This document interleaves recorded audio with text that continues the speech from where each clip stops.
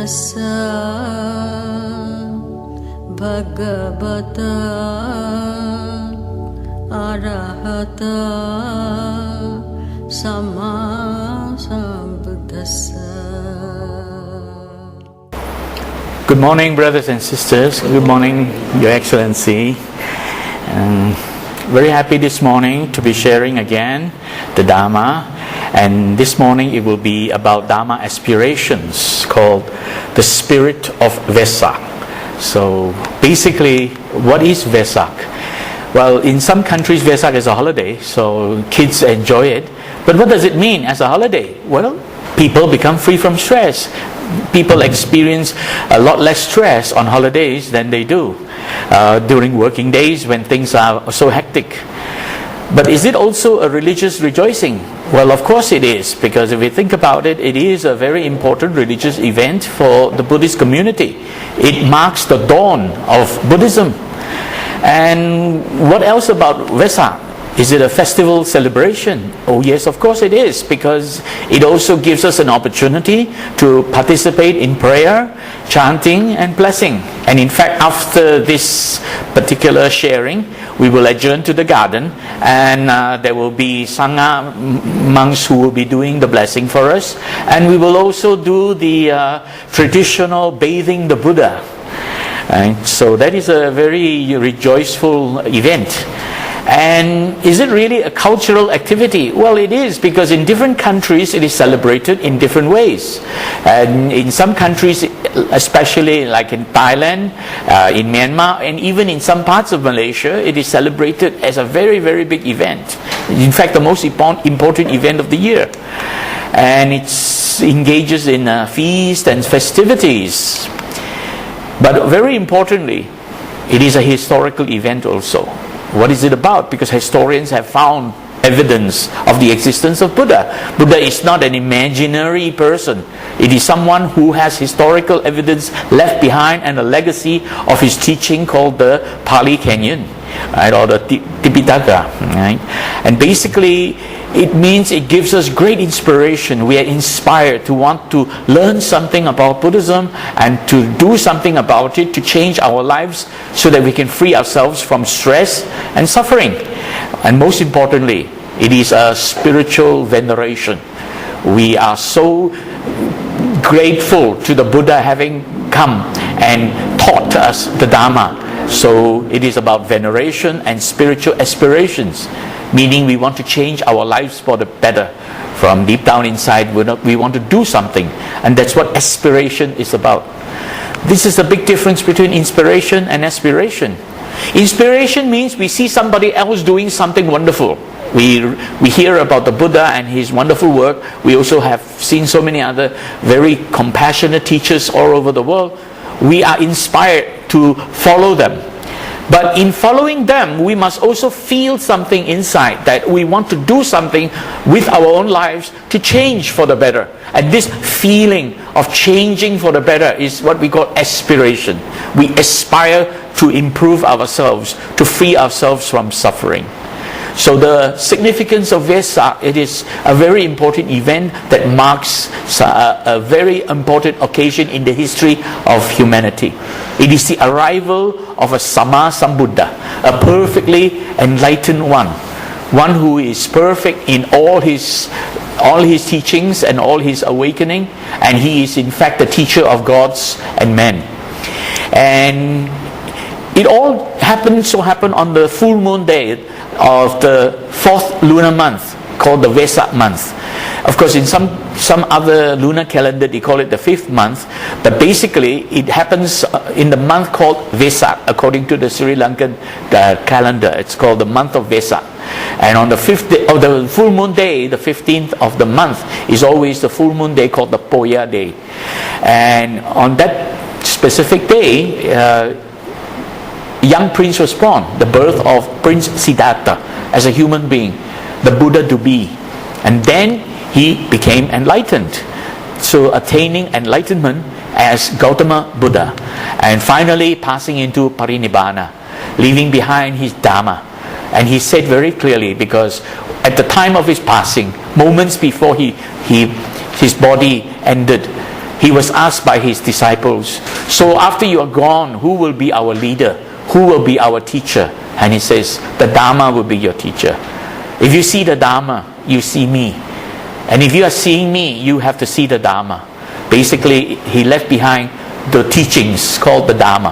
And that is what we are all learning from in the course of learning Buddhism. So the birth of Prince Siddhartha was a very special occasion because it was preceded by a lot of visions of a white elephant entering, dissolving into the womb of the queen. But most importantly, that 2,600 years ago, this Sakyan clans in this area, which is today called Nepal, but in those days it's called the Northern India. It was part of Northern India, which is now today called Nepal. And the capital city there is Kapilavastu. It is ruled by a king, Suddhodana, and his queen, Queen Maya Devi. And basically the queen had a dream one night. White elephant descends and dissolves into her womb. And basically this is a very auspicious occasion, auspicious sign that the queen had now conceived a very special child who would become one day a pure and powerful being. So on the full moon of the 4th lunar month, the month of Vesak, Prince Siddhartha was born. And he's the Buddha to be. So in order to appreciate the birth of the Buddha, I'm very happy to introduce to you Miss Ao Yong, who will be singing the song, The Buddha Was Born.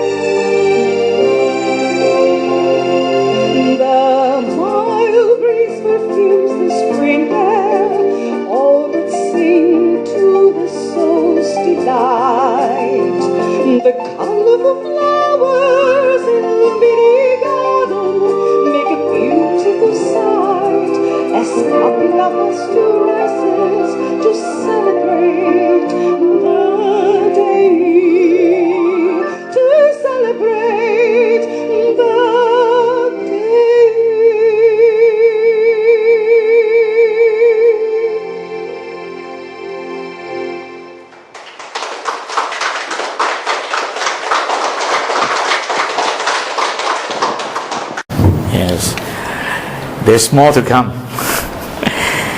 So, when the child, Prince Siddhartha, was born, the sage, the wise men came to the palace and predicted that one day he could be the great king of the world, or he could also be the great teacher of the world.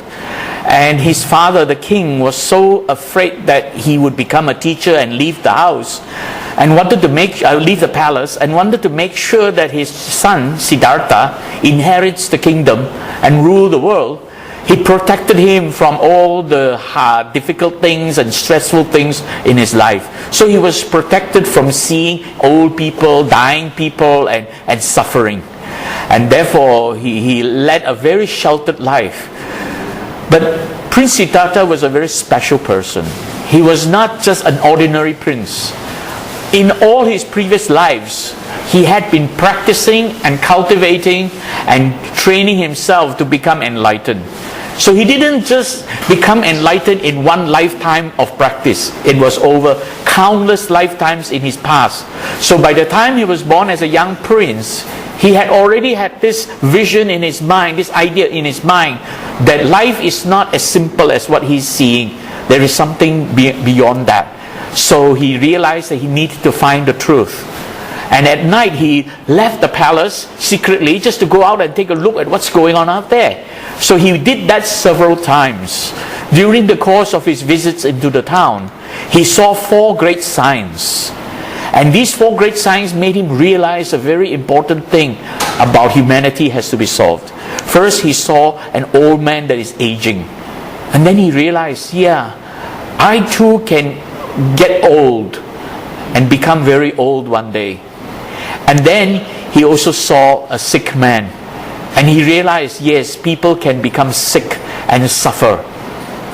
And next, he also saw a dead body, a dead corpse, a funeral. And then he realized, people will die one day. So he realized there's an important thing he has to discover. What is really happening with humanity? And finally, when he met an ascetic or a monk, he asked some questions and realized that he too had to go out and seek the truth. Now, what did this really teach us? This basically taught us the notion that he was a man of great mindfulness. He was aware of things happening around him, realizing there is some truth behind things that is not what the eyes can just see. It's more than what the eyes see. So he had to discover it. And he had the wisdom to want to do something about it. So one night he decided that it is time for him to leave the palace ground and search for the truth. And in fact, to become a renunciate, to give up the life of a princely life, or to give up ordinary life and seek enlightenment. This taught us a very important lesson, because he had a beautiful wife and a newborn child, and living in a palace. In fact, it was said that clearly that he had 3 palaces, one for the summer months, one for the winter months, and one for the wet seasons, the Vasa. So during that whole life, he had been very sheltered and enjoyed such great pleasures. But he learned the important thing, and to us this is an important lesson: detachment. Learn to let go of the pleasures. Realizing that we have had pleasures in our life, we have enjoyed it. Be grateful that we have enjoyed the pleasures, but don't cling on to it. Learn to let it go. And this was the important lesson we learned from the Buddha. After leaving home, he went to learn from 2 other teachers, but unfortunately those 2 teachers were not enlightened beings. So they could not teach him how to become enlightened. He was not satisfied, so he decided to leave his teachers and join 5 other friends to practice asceticism, where he was, in those days in India, northern India, all the monks practice asceticism. That means they try not to get involved with any kind of pleasures. They don't eat much, they don't drink much. They drink just a few drops of water a day. They just eat a few grains of rice a day. And then by starvation, or rather by withholding any engagement with pleasures, they think that they can become enlightened.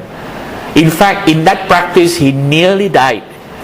But he realized one important thing, that it is a humanistic solution. It is a solution he has to find from within himself. It is not a solution he waits for the heaven to come down and teach him. He has to discover it himself. So he had to now go alone. He broke away from these 5 ascetics and decided to go alone to learn how to become enlightened. And that taught us also an important lesson of renunciation. Giving up ordinary life and then practicing freedom from all these pleasures. And finally he came to a small little fig tree in a little town in northern India called Gaya. And he sat under the tree and he made the vow that he will not leave there until he becomes enlightened. And enlightenment he did attain. On the full moon day of the 4th lunar month, Prince Siddhartha was awakened from the dream of existence. He became enlightened. And then he became the Gautama Buddha. When he awoke from his meditation in the morning, he was so grateful. In fact, he remained in that same area facing the Bodhi tree, or facing that tree, for 7 weeks. He never left that area. He meditated, he did walking meditation, he waited for the storms to come, but he was protected even by a great serpent. So all these 7 weeks he was expressing a sense of gratitude even to a tree, because the tree sheltered him, and that area provided the conditions for him to become enlightened. And this taught us a very important lesson about what the Buddha has been teaching us. Gratitude. Learn to be grateful for every little blessings we have. We are grateful, right? Now, he did not become a Buddha by just one lifetime of practices. It has been known that he has been practicing and trying to perfect himself over countless lifetimes, and there are many stories about his past life. But what is more important is the fact that he cultivated what we call the 10 perfections, the 10 paramitas. And these are the 10 perfections that are very important to realize if we were to want to free ourselves from suffering. It is also important for us to realize and understand what they are and endeavor to practice it and fulfill the aspirations of succeeding in this practice. The first is called dana, generosity. To be generous, to be able to give selflessly and not be selfish. This is the opposite of selfishness. The next is sila, moral conduct, virtuous conduct. To be pure in our actions and not engage in harmful activities, not engage in harming life, not engage in stealing or taking things that don't belong to us, not engage in sexual misconduct, and learn to live a good life and speak good, and think good, speak good, do good. And renunciation. For one who really is serious about practicing the teachings of the Buddha, the ultimate practice is really to renounce from worldly life, and that basically means to become a monk, really. And panya, to learn about wisdom, to cultivate this wisdom through meditation, transcendental wisdom, this to realize the ultimate realities of things, and to have this energetic willpower to want to do it and never give up, unwavering effort to keep going, unwavering diligence, and to be able to endure all kinds of conditions, all kinds of suffering, all kinds of difficulties, right?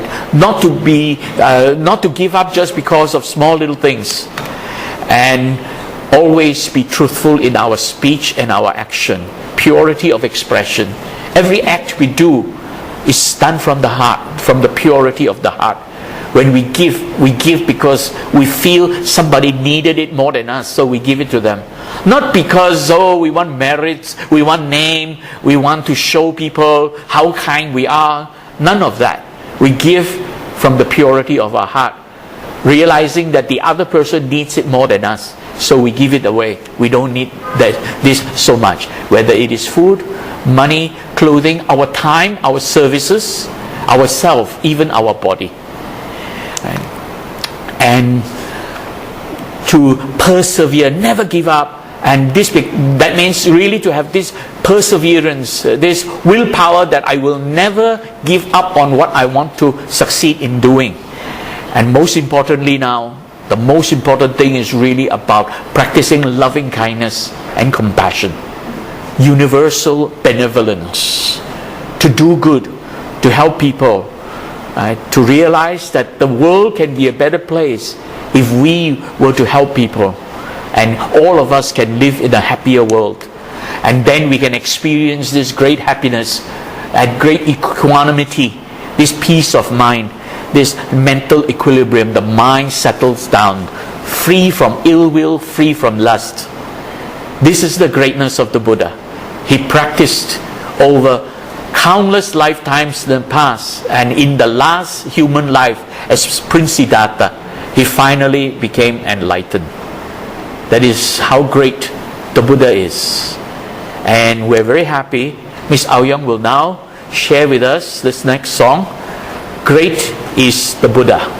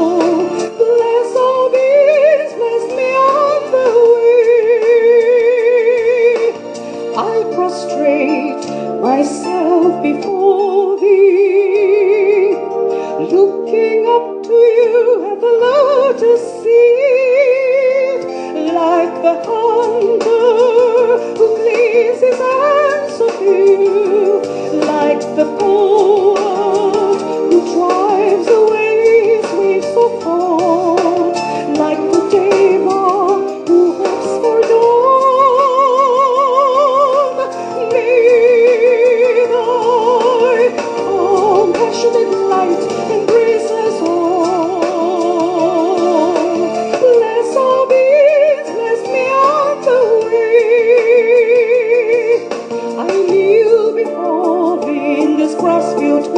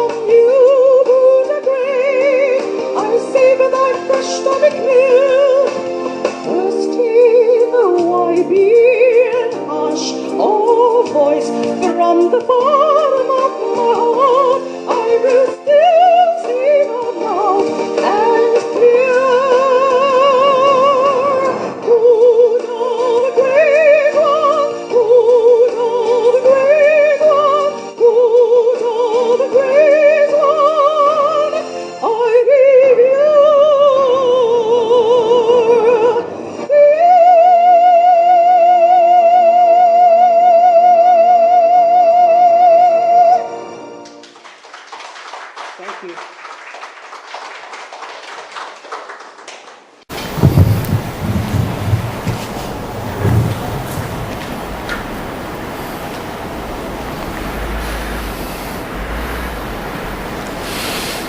So the Buddha is the one who has awakened from the dream of existence. Because the Buddha, the word Buddha came from the Sanskrit word Bodh. Bodh means to wake up. And wake up from what? It is waking up from the dream of existence. That we think we exist. And because we think we exist, we are clinging on to everything around us. And with all this clinging and craving, we become reborn. So it's this clinging that leads us to be reborn over and over again. And all this craving and clinging is bringing us a lot of suffering. The life is impermanent, and yet we cling on to it thinking that we can't let it go. We cling on to our body, we cling on to the idea that I exist, and therefore we get reborn over and over again. And if we can cultivate the mind and the body to be free from all this craving and all this clinging, we can become free from suffering. The word Bodh means to awaken, and this is why he's called the Buddha, the awakened one, the Buddha, Sama Sambuddha. And in fact, the tree where he meditated, it was just an ordinary fig tree, but they renamed it Bodhi tree. And we're very happy that the original Bodhi tree, okay, that is a bit of history. I would like to very simply put, the original tree that he meditated in that little town. By the way, the name of the town at the time was a small little village at the time, very small village called Gaya. But after he became enlightened, people who started to worship him, revere him, and then they changed the name of the town. Today it is called Bodh Gaya.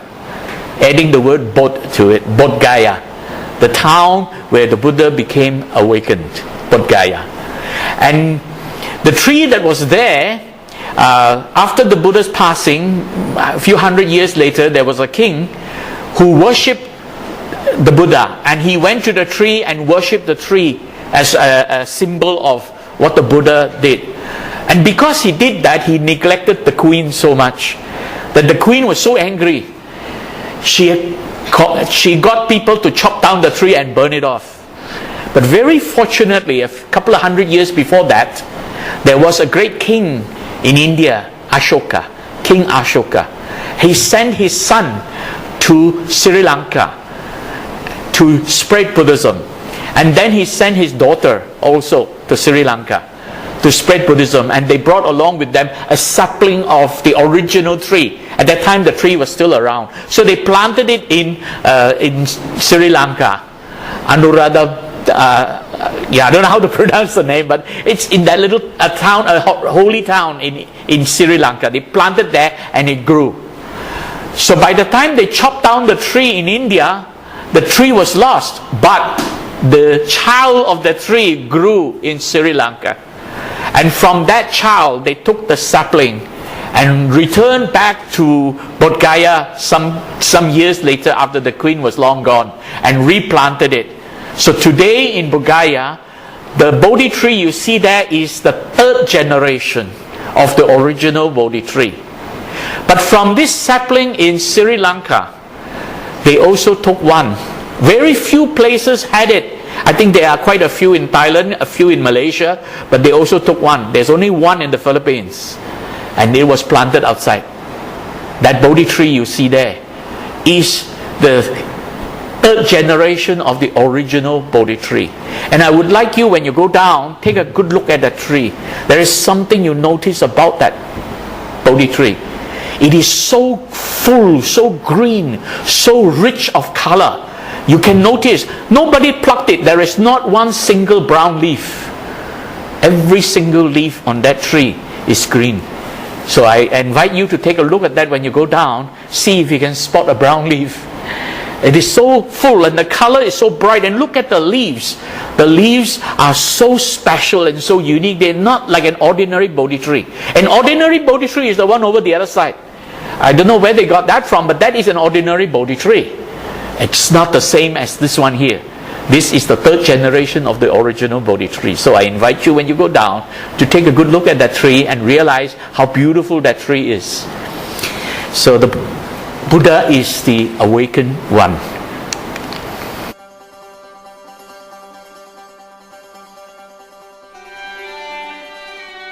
There is a story of a Brahmin who one day found the Buddha under a tree, calmly meditating. The Buddha's mind was still. He radiated such power and strength that the Brahmin was reminded of a tusker elephant.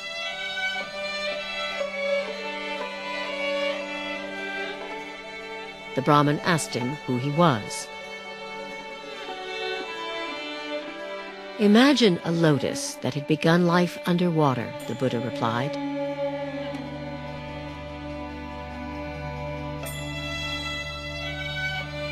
But grew and rose above the surface until it stood free.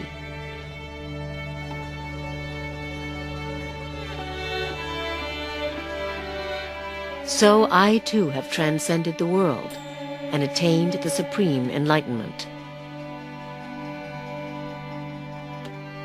Who are you then? The Brahmin wondered. Remember me, the Buddha said, as the one who woke up.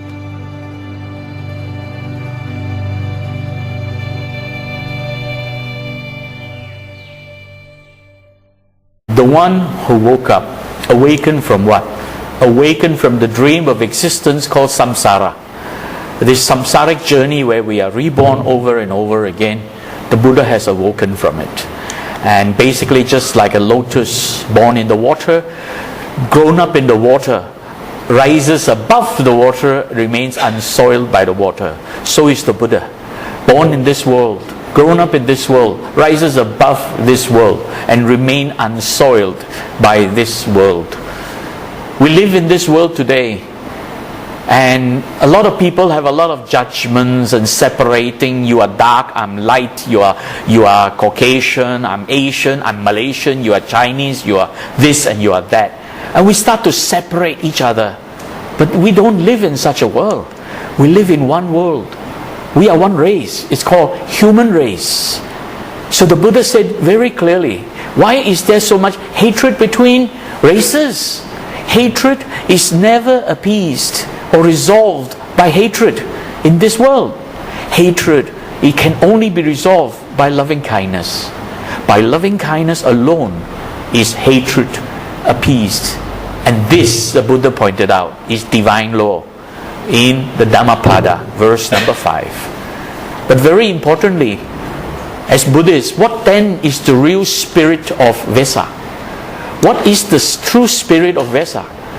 It teaches us that we have to learn to give and share and love and become compassionate. So the spirit of Vesak is the spirit of compassion. And with this, we're very happy to invite Sister Aoyang for one last song, The Spirit of Compassion.